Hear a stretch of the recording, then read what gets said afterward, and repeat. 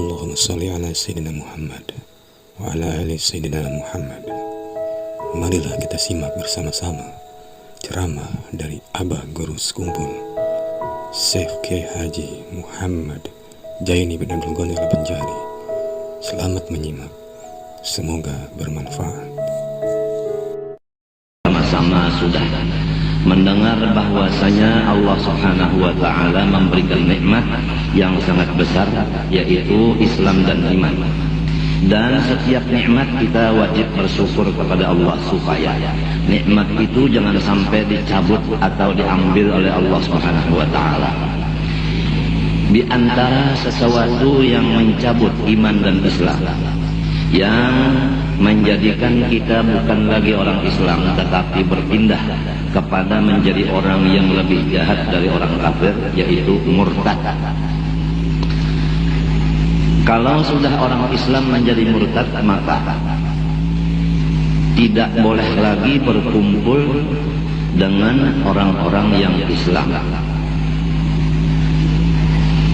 Seumpama perempuan mengerjakan sesuatu yang menjadikan dirinya murtad, maka dia tidak boleh lagi berhubungan dengan suaminya yang masih Islam. Kalau masih berhubungan, maka dia hukumnya zina. Dan kalau punya anak, anaknya itu tidak mempunyai bapak. Dan selama itu ibadahnya semuanya dihancur selama murtadnya. Kemudian kalau negara Islam, maka dia disuruh bertaubat. Kalau tidak mau, maka dipotong lehernya. Tapi kalau negara Islam, bukan Indonesia negara Islam, tidak. Indonesia negara Pancasila. Jadi tidak bisa dijadikan hukum itu tadi. Yang penting kepada kita adalah supaya jangan sampai kita menjadi orang murtad tidak dirasa, tidak merasa diri sudah keluar dari Islam, tidak merasa, padahal dia udah keluar. Ini kewajiban bagi kita menjaganya dengan mengetahuinya. Pada hari ini kita membicarakan masalah berapakah bahaginya yang menyebabkan orang Islam menjadi murtad. Lebih dahulu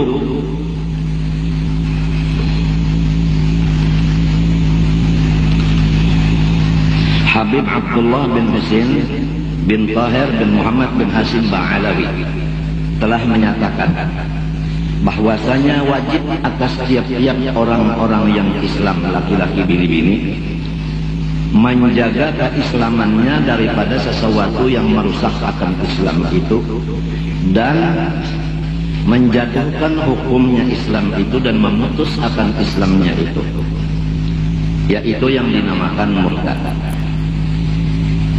Na'udzubillah min dzalik. Sesungguhnya di zaman saya telah banyak sekali manusia-manusia yang menganggap mudah berkata-kata dengan satu kalimat, padahal satu kalimat itu mengeluarkan dia dari Islam. Ini di zaman beliau. Ringkasnya di sini bahwa banyaklah kata-kata yang mengeluarkan orang Islam dari agama Islam menjadi murtad. Kita jumlahkan supaya selamat daripada itu. Jangan banyak kata-kata, jangan banyak bicara, jangan banyak omong. Apalagi kita di dalam jahil, bukan ulama, berarti tidak banyak pengetahuan agama. Nah, mungkin kata-kata kita karena tidak mengetahui keluar kita dari Islam. Oleh sebab itu penjagaan pertama, tahanlah lidah dari banyak omong. Kita takutan banyak pander karena kita kada alim. Jangan-jangan pander kita ini mengeluarkan kita dari Islam, lalu kita hukumnya berzina siang malam. Laki kada baucapnya itu, kita nang baucap. Nah itu banyak pokoknya anak kita semiakannya benci anu, padahal lain sudah hukumnya. Jadi ini nang wajib bapak nara. Kalau Islam alhamdulillah sudah 2 kalimat syahadat. iman sudah, cuma nang hancurnya nih, nang memindah kita dari Islam kepada kekafiran ini, diantaranya yang paling banyak adalah di pander. Oleh sebab itu, ujar arwah guru Saman, galuh-galuhai, jangan banyak ngomong, kena matinya tanganga, ujar sini, ya kan? Tanganga jadi matinya. Oleh sebab itu Abah zaman sekarang tapi kau lagi mendapat manusia.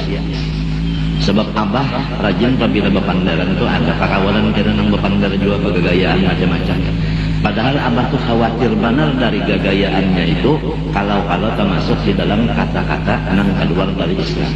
Jadi lebih baik kita kada mendapat manusia daripada mendapat manusia nang kamandar, nang akibat pandarnya itu mengirit akan masuk kepada murtad tadi.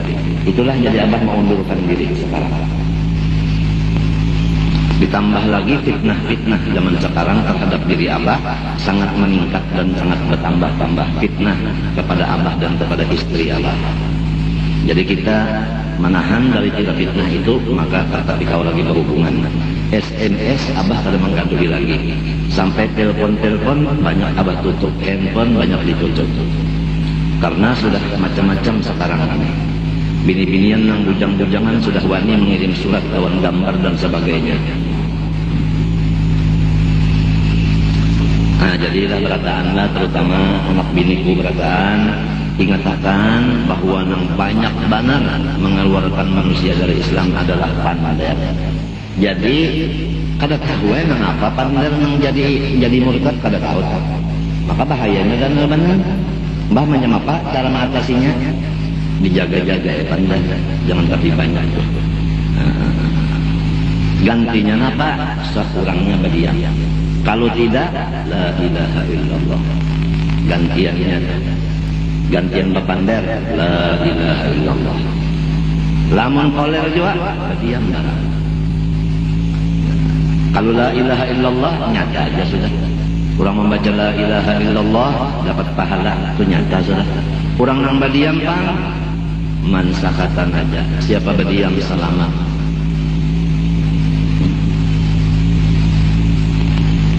Lamun pander yang bagus lawan kita berdiam, mana dua.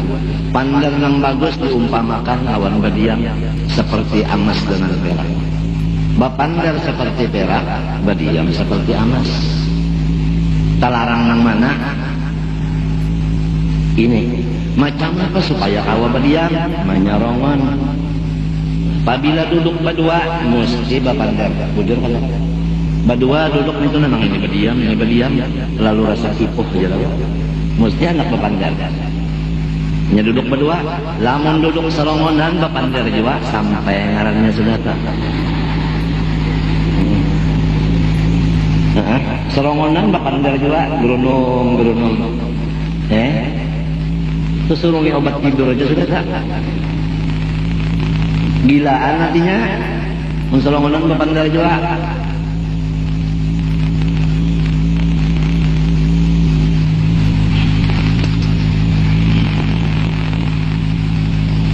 Ya mudah-mudahan kita sadar saudara. Pertama kata-kata. Waqad katsura, sungguhnya banyak sekali fi hadzal zaman, di zaman ini at-tasahhulu bil kalam, kurang yang menganggap enteng perkataan. Wala yarawna hatta annahu yakhruju min ba'dihim al-qadun tukhrijuhum an dinil Islam wala yarawna dzalika dzamban qablan an qawli kufra. Dan banyak sekali keluar dari manusia-manusia zaman sekarang ini kata-kata yang mereka tidak menganggap dosa kata-kata itu, apalagi menganggap menjadi kafir. Padahal itu bukan hanya dosa, bahkan mengeluarkan dia dari Islam kepada kekafiran. Adapun yang menyebabkan murtad ada tiga. Pertama, i'tiqad di dalam hati. Ini tanpa perbuatan dan tanpa perkataan. Hanya di dalam hati aja, keyakinan di dalam hati. Artinya pekerjaan hati, bukan muntung dan bukan kenggontak. Yang kedua perbuatan, bukan muntung dan bukan hati. Kelakuan apabila baik seperti itu murtad. apabila berbuat seperti ini murtad. Nang ketiga, wa aqwalun, perkataan. Biar ada berbuat, biar hati ada apa, tapi muntung berucap itu keluar dari Islam. Jadi tiga. Tiap-tiap satu dari yang tiga itu maka banyak sekalilah cabang-cabangnya. Seperti lautan yang tidak ada pinggirnya. Nang tiga itu pecahnya banyak banget. Oleh sebab itu orang-orang dahulu menangis takutan kalau mati kada Islam. Khawatir orang-orang wali-wali kalau mati di luar Islam. Karena yang mengeluarkan dari Islam itu sangat banyak. Di antara i'tiqad hati yang mengeluarkan orang Islam daripada Islam, yaitu ragu-ragu pada sifat Allah, seperti wujud dan mukhalafah. Allah bersifat ada, cuma kada kau dilihat. Karena kada melihat Tuhan, timbul keraguan. Ragu-ragu di hati ini menjadikan seseorang Islam menjadi murtad. Yang kedua, misalnya ragu-ragu pada tentang sifat Allah mukhalafah. Tuhan menyalahi bagi segala yang baharu. Lalu timbul di hati.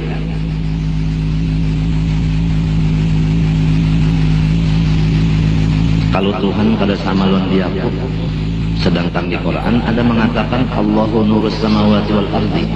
Allah Ta'ala cahaya langit dan bumi. Di dalam terjemahnya pun demikian. Kan Quran itu ada tafsir, ada terjemah.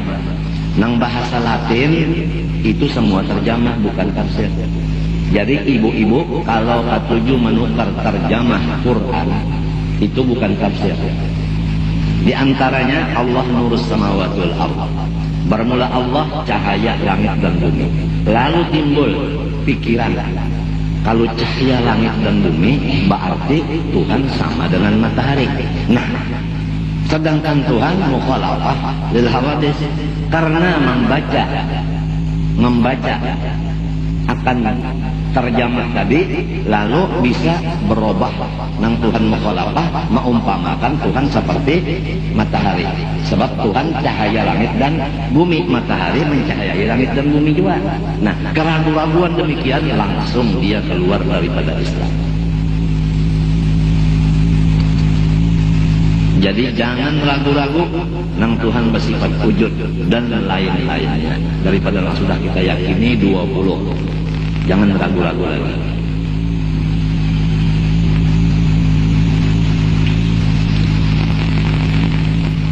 Dua, ragu-ragu pada Rasulullah Sallallahu Alaihi Wasallam. Macam apa? Apakah Nabi Muhammad itu Rasul ataukah Nabi Muhammad itu manusia biasa? Kalau manusia biasa, kada cocok. Kalau manusia luar biasa pun kada cocok, ujarnya si Hatim. Mbah macam apa? Haji Nabi Muhammad ini Allah Ta'ala juga cuma preman, pada berpakaian dinas. Ada pulang gurunya yang melajari. Di manakah gurunya tahu? Di Banjarkah? Di Samarinda? Di manakah yang melajari ilmu sasar? Kalau inya pakaian dinas, Allah namanya, ujar guru nang sasar. Kalau inya preman, Muhammad barangnya. Jadi Muhammad iya Allah, Allah iya Muhammad, ujar si guru itu. Di mana gurunya terserah saja. Di Banjarkah, di Samarinda kah gurunya itu, di Kota Baru kah, di Sekumpul juga kah, nang bunyi guru kabatinan kah bunyinya. Padahal jelas bahwa Nabi Muhammad Rasul. Apabila Rasul itu manusia, bukannya qadim, bukannya Allah. Nang kaya apa aja tetap manusia. Walau hebatnya luar biasa, tetap makhluk. Kada bisa berubah. Kalau pang hebatnya Nabi Muhammad lalu menjadi Allah, kada bisa.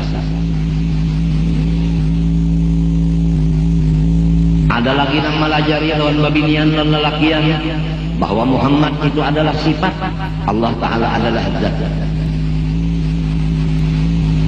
Sasat jual ini mau jua babinian ini mendangari guru nangka itu.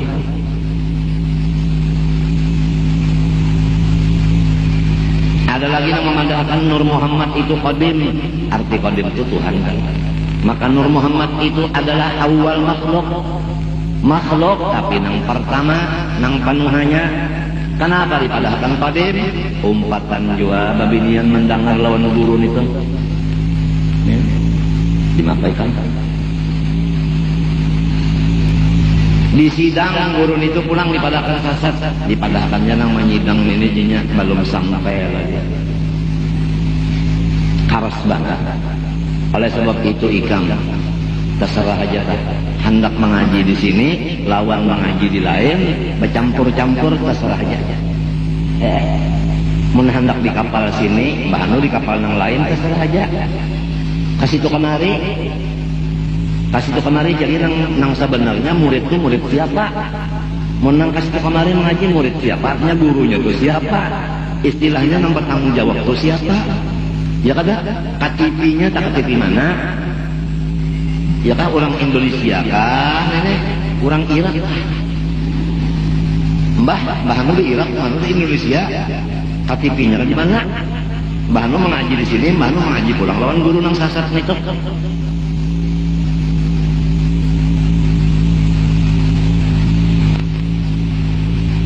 Ini langgar ini gasan kita menuntut ilmu lawan ibadah. Jangan sampai langgar nang aku disuruh Allah Ta'ala mengusahakannya membangun ini. Duit Allah Ta'ala ada lawan di aku disuruh mengusahakannya dengan akal yang diberi Allah Ta'ala, dengan perintah daripada Rasulullah SAW manukar tanah nang ini pertama 60 meter kali 60 gasan langgar. Duit Allah Ta'ala yang ada di kantong aku sendiri kada bepintaan lawan siapa apa, membangun kada bepintaan lawan siapa apa. Bupati dan pemerintah saketeng kada umpat, karena sampai Ibu Tin waktu itu hendak memberi duit membangun langgar ini. Jawabanku, saya kada mau membangun sesuatu bangunan kecuali duit bangunannya lebih daripada pembangunan itu baru dimulai. Maka itu jadi ringkas kata ditambah lagi bahwasanya aku cagar mati, bini cagar mati, anak dasan mati juga, dan sanak cagar mati, nukar pulang tanah sekian meter panjangnya dan lebar gasan kubur yang higasnya. Guru Saman hendak juga umpat berapa nyawa nukar, ulun nukar 10 juta. Ujar Guru Saman hendak umpat gasan kubur nih 5 juta separuh. Ujar kau sudah dibayari? Ujar sidin mun sudah dibayarnya kata kawal lagi ya udah kata mbah 5 pak unda bariakan aja 5 juta nih lawan nyawa. Ujar kok ada tambahannya lagi sebab duit yang datang dari wali Allah Ta'ala kada danang kada halalnya, halal semuanya. Tertawa Guru Saman bagaya sidin ada tambahannya kena menyawa kawin dia sidin. Guru Saman apabila abah kawin ke 7 benar sidin nak-nakan berapa jujurannya sidin bayari. Wah ini abah nak kawin kan ada lagi yang bayar ya kan, bayar sorongan sakit ya berpikir dulu nih. Tapi mun si ayang itu jar biar artinya seperangkat alat mendulang apa naik. Pada nang bunyi sejuta tuh kebanyakan sejuta. Mun dirupakan doang sen-senan banyak benar. Padahal semuanya sama aja, bau tai palat juga.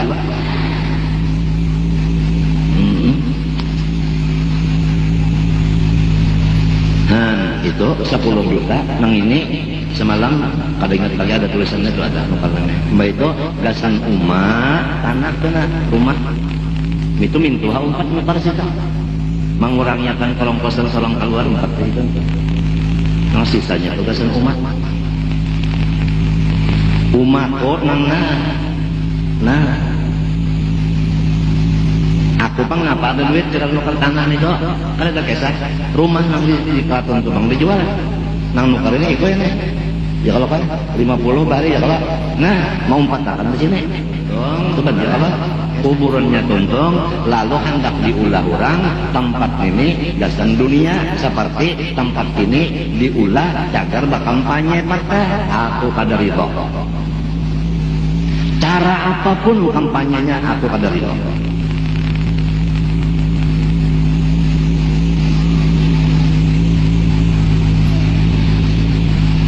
Hiduplah aku, mati sudah, jangan digunakan lain dari menuntut ilmu dan ibadah. Jangan digunakan untuk politik tempat yang mulia ini. Nanti bala akan turun habis-habisan di sekumpul ini, bahkan di Martapura.